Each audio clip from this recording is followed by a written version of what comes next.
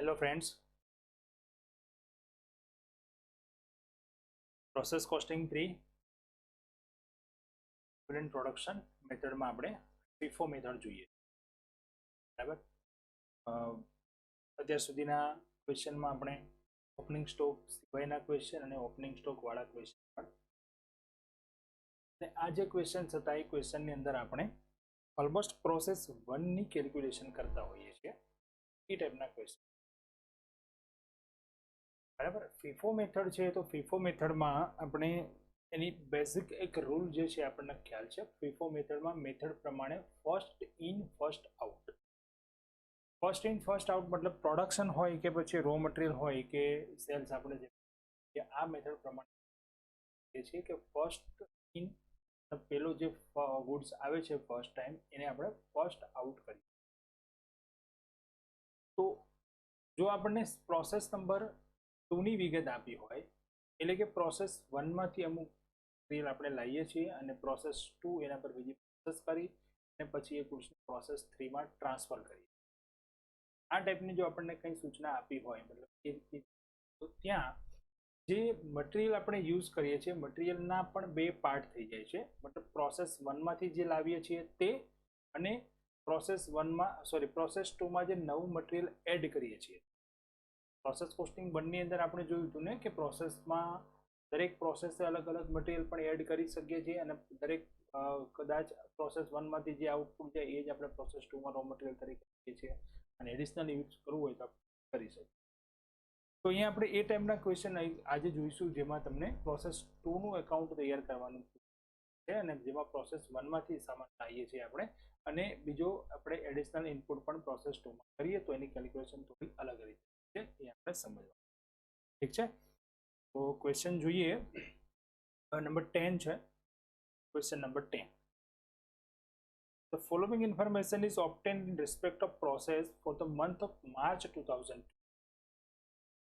March 2012 ની આપણને વિગત આપી છે. ઓપનિંગ સ્ટોક છે 800 યુનિટ્સ, જેની પ્રાઇસ છે 5520, અને એમાં પર્સન્ટેજ જે છે આપેલા છે material 70, labour 60 and overhead 60. Transfer from process 1, મતલબ પ્રોસેસ 1 માંથી આપણે માલસામાન લાવીએ છીએ. આ પ્રોસેસનો ઓપનિંગ સ્ટોક કેટલો છે એ તો આપી દીધું છે. પ્રોસેસ 1 માંથી આપણે લાવીએ છીએ જે છે 5100 યુનિટ્સ, અને એની પ્રાઇસ છે 10200. ટ્રાન્સફર ટુ પ્રોસેસ 3 4600 યુનિટ, જે આપણે ટ્રાન્સફર કરીએ છીએ પ્રોસેસ 3 માં, એટલે કે આપણું એક્ચ્યુઅલ આઉટપુટ છે આ પ્રોસેસ.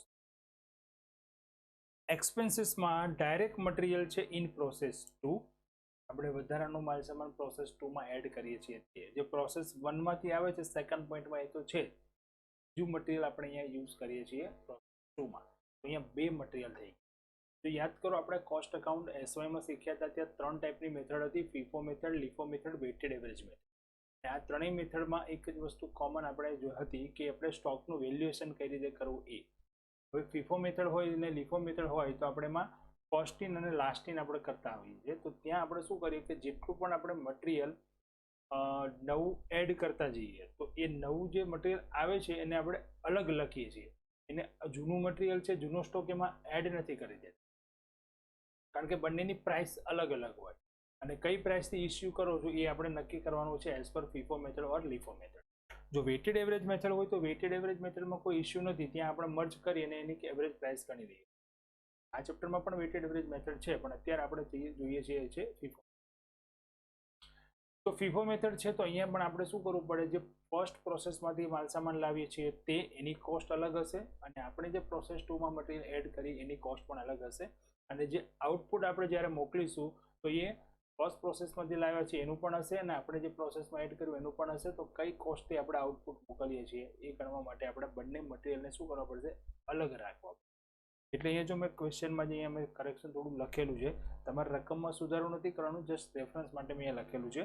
તો જે પ્રોસેસ 1 જે છે એનું જે મટીરિયલ છે એને આપણે મટીરિયલ 1 કહીશું, કારણ કે એ ફર્સ્ટ છે. ત્યાર પછી અહીંયા જે મટીરિયલ બીજું એડ કર્યું એને નામ આપીશું મટીરિયલ 2. બરાબર. ઓકે. ડાયરેક્ટ લેબર છે એન્ડ વર્ક્સ ઓવરહેડ, તો એક્સપેન્સ થઈ ગયા. યુનિટ સ્ક્રેપ્ડ યુનિટ આપેલા છે 400, એટલે અહીંયા નોર્મલ વેસ્ટેજ કે એબનોર્મલ વેસ્ટેજની કેલ્ક્યુલેશન કરવી પડશે, ક્યાંક સૂચના હશે. એને પણ પર્સન્ટેજ આપેલા છે જો સ્ક્રેપ્ડના, એટલે કે વેસ્ટેજના પર્સન્ટેજ છે material 100, labour 70, overhead 70. Closing stock છે 900 યુનિટ અને એનો સ્ટોકના પર્સન્ટેજ છે 60-40-40. Then 7 number point is important છે, ધ્યાન આપો ખાસ. Normal loss is in process 10% of production. Underline પણ કરી છે ત્યાં, ધ્યાનથી સમજો. 10% of production, 10% of ઇનપુટ નહીં, ઇનપુટના પર્સન્ટેજ નથી આપ્યા. દરેક વખતે નોર્મલ વેસ્ટેજ છે આપણને ઇનપુટ પર પર્સન્ટેજ આપેલા હોય, ઇનપુટ નહીં પણ પ્રોડક્શનના પર્સન્ટેજ. તો પ્રોડક્શન કઈ રીતે મળે? Opening stock plus input minus closing stock. જે ઓપનિંગ સ્ટોક હતો એમાં આપણે આ પ્રોસેસમાં જે ઇનપુટ કરીએ પ્લસ કરો, અને ક્લોઝિંગ સ્ટોક છે માઇનસ કરો, એટલે આપણે આ પ્રોસેસમાં કેટલા યુનિટ તૈયાર કર્યા મળશે. કેટલા ટ્રાન્સફર કર્યા એ પ્રોડક્શન નથી. અહીંયા આપણે સપોઝ માની લઈએ કે થર્ડ નંબરમાં કહ્યું છે કે 4600 ટ્રાન્સફર કર્યા. ના, 4600 એ આપણે નેક્સ્ટ પ્રોસેસમાં મોકલ્યા. તૈયાર કેટલા કર્યા, પ્રોડક્શન કેટલું થયું? તો પ્રોડક્શન જે છે ઓપનિંગ ક્લોઝિંગ સ્ટોકનું એડજસ્ટમેન્ટ કર્યા પછી.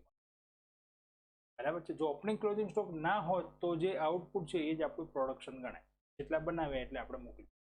બરાબર, એટલે પ્રોડક્શન મળશે. અહીંયા આપણને સિમ્પલ એની ફોર્મ્યુલા છે opening stock plus input minus closing stock.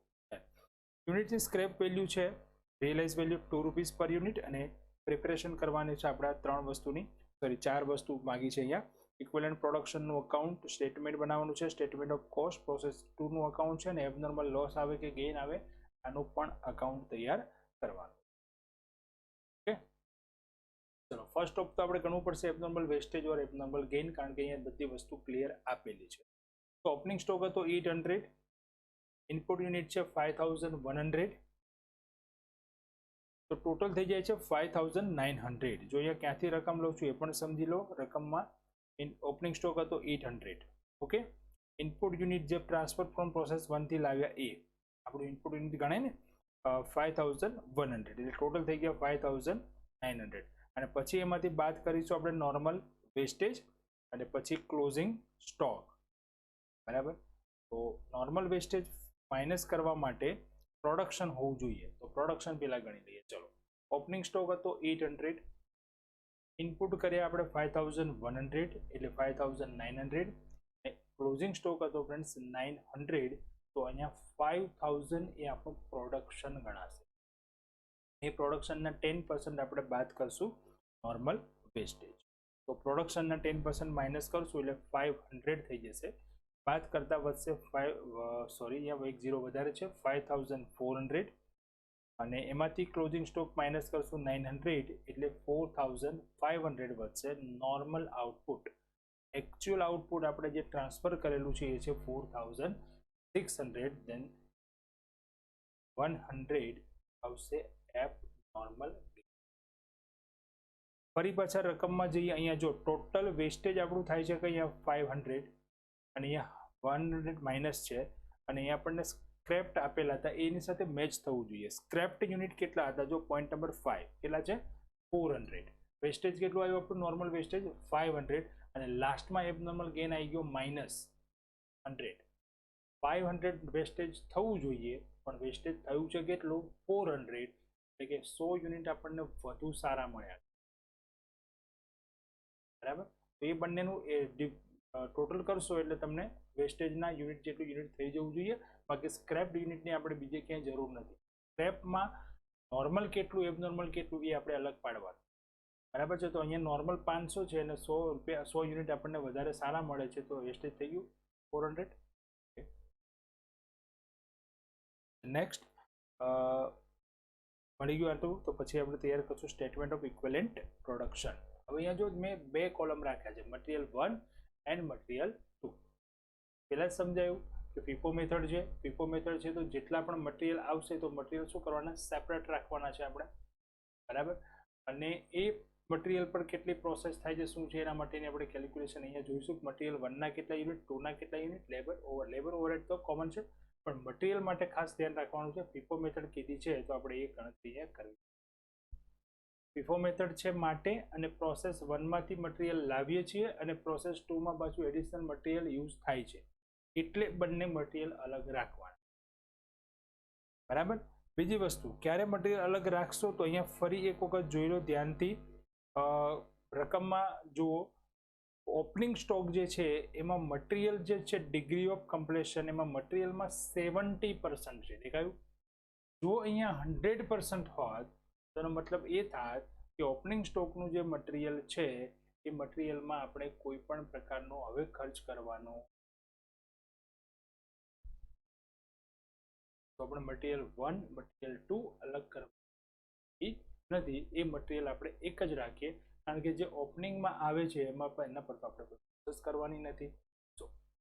Okay, તો મટીરિયલમાં જ્યારે ઓપનિંગ સ્ટોકમાં 100% હોય તો 1, 2 એવા બે ટાઈપ્સ કરવાની જરૂર નથી. સેકન્ડ પ્રોસેસની વિગત આપેલી હોય, મટીરિયલના ઓપનિંગ સ્ટોકમાં 100% થી ઓછા હોય તો તમારે એ બે ભાગમાં મટીરિયલને વહેંચવું પડશે, મટીરિયલ 1 એન્ડ મટીરિયલ. ચલો, ઓપનિંગ સ્ટોક છે 800, મટીરિયલ 1 માં કંઈ જ નહીં આવે, મટીરિયલ 2 માં આવશે 30, કારણ કે 70% આપેલા છે તો બાકીના રહેશે 30. બરાબર છે. પછી લેબરમાં 40 કેમ કે ત્યાં 60 આપેલા છે. ઓપનિંગ સ્ટોકમાં કેટલા પર્સન્ટેજ આપણે લઈએ છીએ? ઓપનિંગ સ્ટોકમાં જે પર્સન્ટેજ આપણે લઈએ છીએ એ છે 100 માઇનસ ગિવન પર્સન્ટેજ, તો 30, 40 એન્ડ 40. ફિનિશ્ડ ગુડ્સ, જેમાં આપણું જે આઉટપુટ છે 4600, એમાંથી ઓપનિંગ સ્ટોક બાદ કરીશું એટલે 3800 એન્ડ બધામાં લખી દઈશું 100% મટીરિયલ 1 માં પણ. ક્લોઝિંગ સ્ટોક છે 900 અને ક્લોઝિંગ સ્ટોકમાં મટીરિયલ 1 પૂરેપૂરું આવશે. પછી 2 છે એમાં તમારે જે પર્સન્ટેજ આપેલા છે એ ફીફો મેથડ છે ને, એટલે ફર્સ્ટ ઇન ફર્સ્ટ આઉટ, પહેલું મટીરિયલ પહેલા યુઝ થશે પછી બીજું મટીરિયલ. પહેલું મટીરિયલ તો 100% યુઝ થઈ જશે, બીજા મટીરિયલમાં જે સ્ટોકમાં રહેશે એ કયું રહેશે? જે નવું આવ્યું હશે એ. નવું કયું આવે છે? મટીરિયલ 2. એમાં ગિવન પર્સન્ટેજ એટલે 60, 40, 40. નોર્મલ વેસ્ટેજમાં તો કંઈ આવશે નહીં, ટોટલ યુનિટમાં ખાલી લખીશું 500. એબનોર્મલ ગેઇન છે સો માઇનસ કરશું, તો પહેલાં ટોટલ કરી દઈએ અને એમાં પછી એબનોર્મલ ગેઇન માઇનસ કરી. એબનોર્મલ ગેઇન 100 યુનિટ છે અને એબનોર્મલ ગેઇનમાં પર્સન્ટેજ આપેલા હોય તેમ છતાં પણ તમારે 100% લેવાના છે. અહીંયા જો પર્સન્ટેજ આપેલા છે, સ્ક્રેપના જે પર્સન્ટેજ છે ને એબનોર્મલ વેસ્ટેજ અથવા એબનોર્મલ ગેઇનના પર્સન્ટેજ કહેવાય. પર્સન્ટેજ આપેલા છે પોઈન્ટ નંબર 5 માં જુઓ, યુનિટ સ્ક્રેપના પર્સન્ટેજ, પણ એ પર્સન્ટેજ ધ્યાનમાં લઈશું નહીં. જો એબનોર્મલ વેસ્ટેજ હોત તો આ પર્સન્ટેજ લેવાય, પણ એબનોર્મલ ગેઇન છે તો એબનોર્મલ ગેઇનમાં તો ઓલવેઝ 100%. તો તૈયાર થઈ ગયું આપણું સ્ટેટમેન્ટ ઓફ ઇક્વિવેલન્ટ પ્રોડક્શન. 4 વસ્તુ મળી અહીંયા: material 1, material 2, labour and overhead. Okay, ચલો બીજું સ્ટેટમેન્ટ તૈયાર કરીએ, કોસ્ટ સ્ટેટમેન્ટ. કોસ્ટ સ્ટેટમેન્ટ તૈયાર કરવા માટે પર્ટિક્યુલર્સમાં આપણે જે ખર્ચાઓ છે બધા ખર્ચાઓ, તો ખર્ચાઓ અહીંયા 4 છે: material 1, material 2, labour and overhead. First material 1. Material 1 નો ખર્ચ 10,200. ફરી રકમમાં આવી જાઓ, ક્યાંથી લઈએ છીએ ધ્યાનથી સમજો. 10,200 કયા લીધા મેં અહીંયા? જો ટ્રાન્સફર ફ્રોમ પ્રોસેસ 1, જેને આપણે મટીરિયલ 1 કહીએ છીએ, અને આપણી પ્રોસેસનું જે છે એને કહીશું મટીરિયલ 2. તો અહીંયા 10,200 જે છે એ આપણે ટ્રાન્સફર કરીએ છીએ પ્રોસેસ 1 માંથી, સો પહેલા લઈશું મટીરિયલ 1. એમાંથી જ આપણે બાદ કરી દઈશું નોર્મલ વેસ્ટેજ. 500 × 2 એની પ્રાઇસ આપેલી હતી એટલે 9,200 અને યુનિટ્સ હતા એના 4,600, તો ટોટલ થઈ જશે 2 રૂપીસ પર યુનિટ. યાદ રાખજો, મટીરિયલ 1 માંથી નોર્મલ વેસ્ટેજ બાદ કરી દઈશું. મટીરિયલ 2, મટીરિયલ 2 માં છે 4,480 ખર્ચ આપેલો હતો અને યુનિટ્સ પણ એટલા જ છે, તો 1 રૂપી પર યુનિટ. લેબર અને ઓવરહેડ પ્રમાણે મળી જશે. ટોટલ કોસ્ટ 44,340 એન્ડ પર યુનિટ ટોટલ કોસ્ટ થઈ જાય છે 10 રૂપીસ.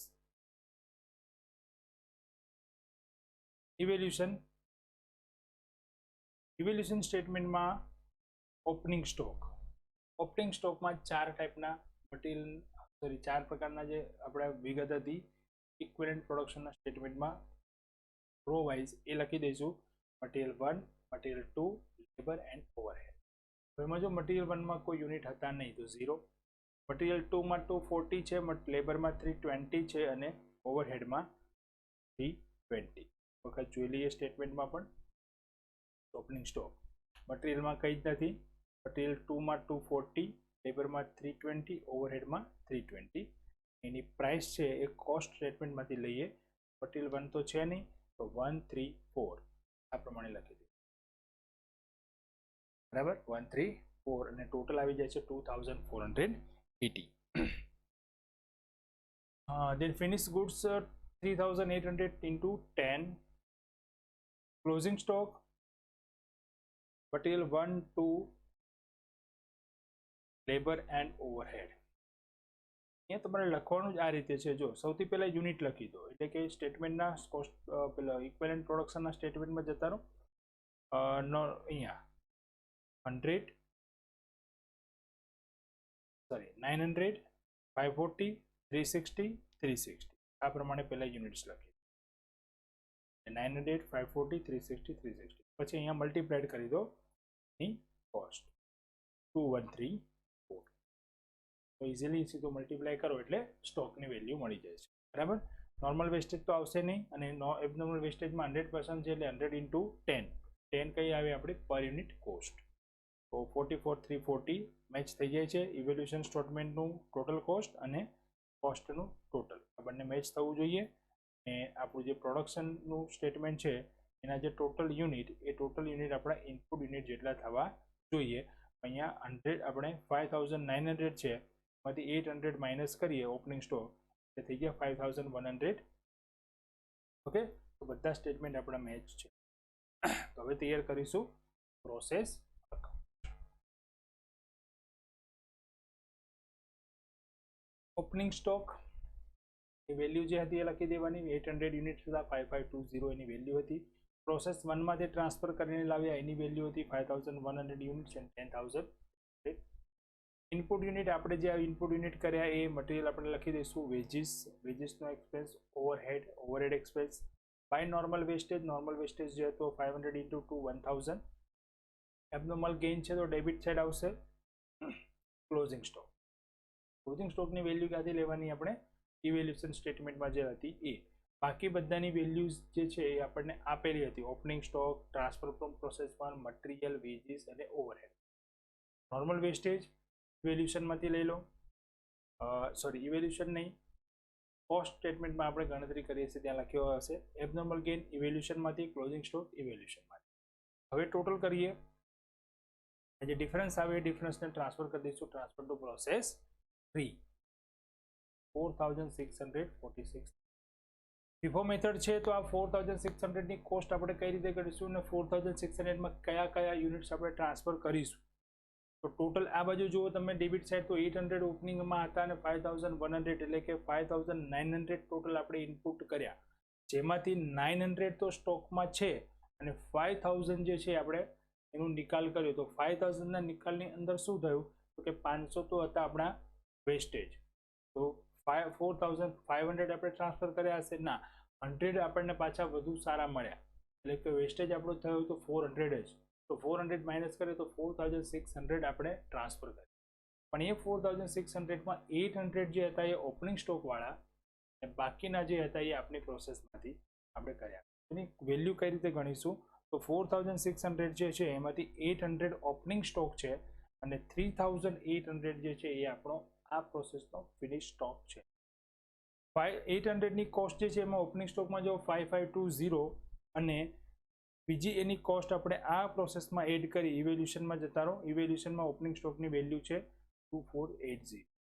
તો અહીંયા આપણે ગણીએ તો 2480 એ પ્લસ કરીએ તો ટોટલ ઓપનિંગ સ્ટોકનું ખર્ચ આપણે કર્યો 8000 અને આજે યુનિટ્સ આપણે બનાવ્યા 3800 એની કોસ્ટ પણ અહીંયા છે જો ફિનિશ ગુડ્સની 3800 38000. આ બંનેની કોસ્ટ જે છે એ આપણે અહીંયા એની વેલ્યુ ગણી શકીએ જે આપણે ટ્રાન્સફર કરી. 8000 પ્લસ 38000 કરશો એટલે ટોટલ થઈ જશે 46.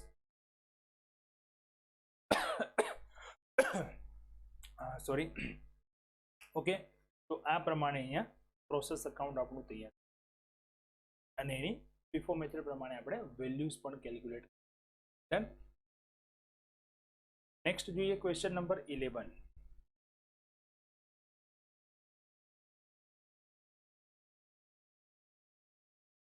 Following are data of a factory for March 2013. Opening work in process 1500 units, 30,000 any price. એના percentage છે મટીરિયલમાં 100% છે અને લેબર્સમાં છે લેબર એન્ડ ઓવરહેડ બંનેના મિક્સ ભેગા પર્સન્ટેજ આપે 33.1/3%. Okay. Input of materials 18,500 units and 1,04,000 જેની price છે. ડાયરેક્ટ લેબર ડાયરેક્ટ ઓવરહેડ છે એના જે ક્લોઝિંગ સ્ટોક એના પર્સન્ટેજ આપેલા છે એમાં પણ જો લેબર એન્ડ ઓવરહેડના પર્સન્ટેજ મિક્સ ભેગા આપેલા. Normal process loss 10% of total input પર 10% નોર્મલ લોસ છે. સ્ક્રેપની વેલ્યુ છે 4%. Unit transfer to next process છે 1000. Workout is under competitive equivalent units of production. Compute cost per equivalent unit cost element wise. એટલે cost statement તૈયાર કરો. Compute the cost of finished output and closing work in progress. Closing stock ની એની valuation statement માં ને and prepare process and other. Okay friends, last lecture માં last sum માં abnormal gain account મેં નથી બનાવ્યું જે તમારે જાતે બનાવો જે આપણે પ્રોસેસ 1 માં બનાવતા હતા એવું છે બરાબર એ તમારે જાતે પ્રિપેર કરવાનું છે. અહીંયા પણ તમારે પ્રોસેસ એન્ડ અધર અકાઉન્ટ્સ કીધા છે તો અહીંયા પણ તમારે એ જાતે તૈયાર કરવાનું. ચલો પહેલા તો આપણે આ ક્વેશ્ચનમાં ઓપનિંગ એબનોર્મલ વેસ્ટેજ ઓર ગેઇન ગણીએ તો ઓપનિંગ સ્ટોક છે યુનિટ ઇનપુટ કરીએ તો 20,000 નોર્મલ વેસ્ટેજ 2,000 થઈ જશે 10% કહ્યું હતું ને એટલે તો 18,000 થઈ ગયા. ક્લોઝિંગ સ્ટોક 5,000 માઇનસ કરીએ તો આઉટપુટ મળે છે 13,000 અને એકચ્યુઅલ છે 15,000 હિયર તો 2,000 નોર્મલ ગેઇન. હવે અહીંયા પર્સન્ટેજ ભેગા આપેલા છે આપણને તો પર્સન્ટેજ ભેગા આપેલા છે તો આપણું જે સ્ટેટમેન્ટ ઓફ ઇક્વિવેલન્ટ પ્રોડક્શન બનાવીએ છીએ એમાં આપણે બે જ કોલમ રાખીશું જેટલા ખર્ચા હોય એટલા કોલમ અહીંયા બને મટીરિયલ અને લેબર એન્ડ ઓવરહેડ. 2 લખાયું છે મટીરિયલ જ આવશે 2 નહીં આવે કોપી પેસ્ટ કર્યું છે સો મટીરિયલ 2 છે. ઓપનિંગ સ્ટોક 1500 મટીરિયલમાં કંઈ જ નથી કારણ કે જો અહીંયા મટીરિયલમાં કંઈ નથી એનું રીઝન છે મટીરિયલમાં 100% આપેલા હશે જો છે ને 100% તો 100 માઇનસ 100 0 અહીંયા 33/3 એટલે કે 1/3 પાર્ટ પર્સન્ટેજમાં કન્વર્ટ કરશું તો બીજા આવશે 66.67 પોઈન્ટમાં પર્સન્ટેજ આવશે ને તો પરફેક્ટ અમાઉન્ટ નહીં મળે એટલે 1/3 છે તો બાકીનો પાર્ટ કેટલો થઈ જાય 2/3. ઓપનિંગ સ્ટોકમાં આપણે શું કરવાનું હોય 100 માઇનસ ગિવન પર્સન્ટેજ પણ આવા તમને જ્યારે 33/3% કે એવું કંઈ આપેલું હોય તો 1/3 કરી દેવાના એટલે કે 1/3 કરો તો બાકીનો ભાગ કેટલો વધે 2/3 તો એ આપણે અહીંયા 2/3 તરીકે લઈશું બરાબર છે. તો 2/3 કરશું તો 1,000 થઈ જશે. ધેન ફિનિશ ગુડ્સ 15,000 માઇનસ 1,500 એટલે 13,500 100% થઈ જશે બધામાં. ક્લોઝિંગ સ્ટોક છે અને પર્સન્ટેજ આપેલા છે 90-30. નોર્મલ વેસ્ટેજ 2,000 છે પર્સન્ટેજ 0 એટલે ડેશ ડેશ 22, 18 અને 16 માઇનસ એબનોર્મલ ગેઇન જે ઓલવેઝ હોય 8%. તો 20, 16, 14 જો અહીંયા ચેક કરીએ તો 20,000 ટોટલ મળે છે ને 20,000 માંથી આપણે ઓપનિંગ સ્ટોક માઇનસ કરીએ 1,500 તો થઈ જાય 18,500 જે ઇનપુટ યુનિટ જેટલા થઈ જશે. કોસ્ટ મટીરિયલ 1,04,000 છે જેમાંથી નોર્મલ વેસ્ટેજ બાદ કરશું 1,04,000 કઈ રીતે અહીંયા ક્વેશ્ચન જુઓ 1,04,000 બરાબર. નોર્મલ વેસ્ટેજની પ્રાઇસ હતી 4 રૂપીસ તો નોર્મલ વેસ્ટેજ આપણે અહીંથી બાદ કરી દઈશું 4 રૂપીસ 8,000 96,000 16,000 યુનિટ છે એના 6 રૂપીસ પ્રાઇસ થઈ જાય. લેબર એન્ડ ઓવરહેડ બંને ભેગું જ આપેલું છે તો 84,000 14,000 ઇક્વિવેલન્ટ યુનિટ લઈશું તો 6 કોસ્ટ પર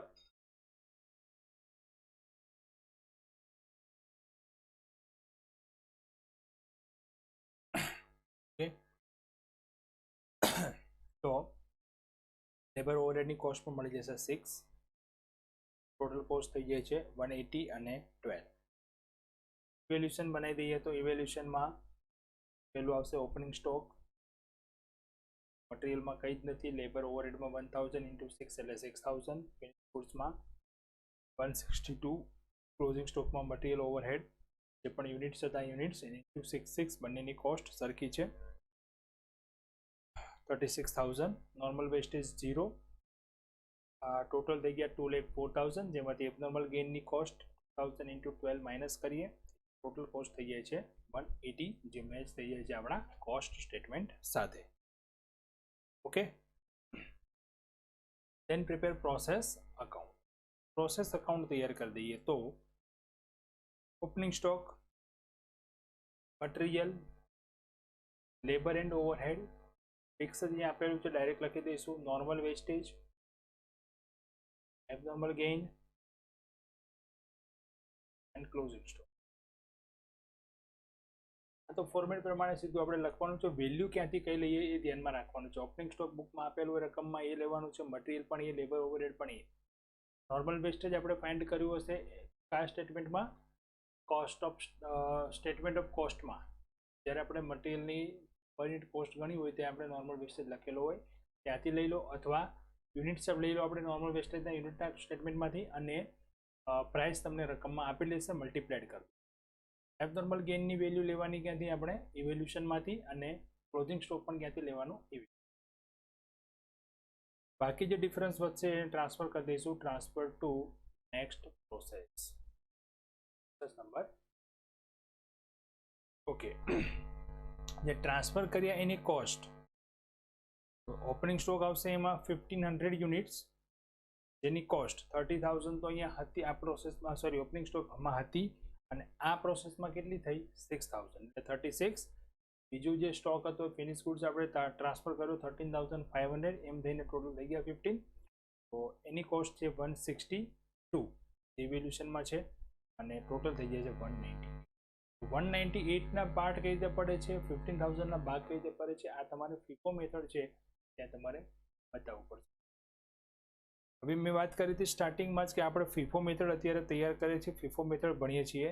તો અહીંયા તો ક્વેશ્ચનમાં તો ક્યાંય સર આપણને ફીફો મેથડ આપેલું હતું નહીં, તો આપણે કેમ ફીફો મેથડ ગણીએ અહીંયા, તો વેલ્યુએશનમાં જ્યારે પણ અહીંયા સ્ટોકમાં તમને ક્યારેય આ ચેપ્ટર માટે સ્ટોકની વેલ્યુએશન માટે જો ફીફો નામ આપેલું હોય તો આપણે એપ્લાય કરીશું, પણ નથી આપેલું તો આપણે ફીફો મેથડ જ યુઝ થશે એમ માનીને ક્વેશ્ચન.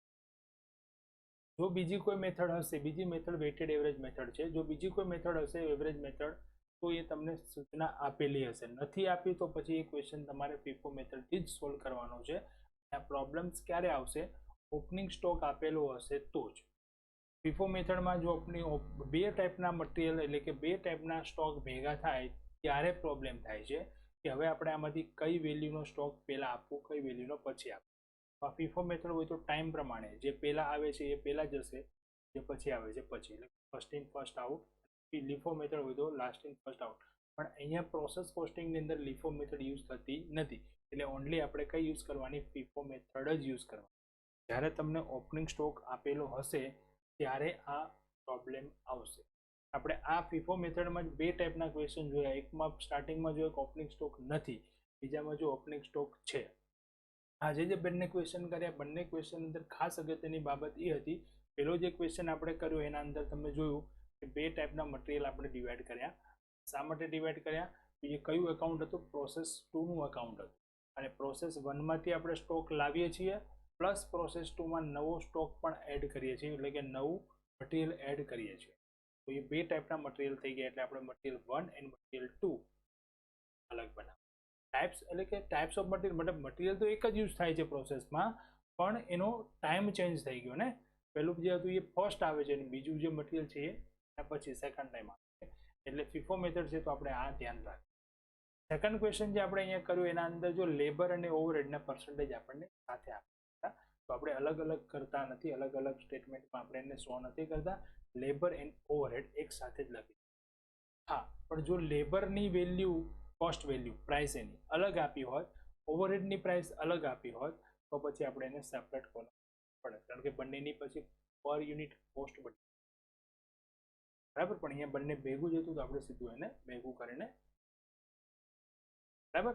આ ચેપ્ટરમાં હવે આપણે બીજી નેક્સ્ટ નવી મેથડ જોઈશું, વેઇટેડ એવરેજ મેથડ. નેક્સ્ટ લેક્ચરમાં જોઈશું એ. બરાબર છે. અને આના જે હોમવર્કના ક્વેશ્ચન છે એ હું તમને લેક્ચર જ્યારે સેન્ડ કરીશું તો ગ્રુપમાં મેસેજ કરી દઈશ કે આ કરવાના છે, લખવાનું રહી ગયું છે તો હું તમને મેસેજ કરી દઈશ ગ્રુપમાં કરવાના છે આ મેથડ સુધીના. Friends, thank you. Next lecture.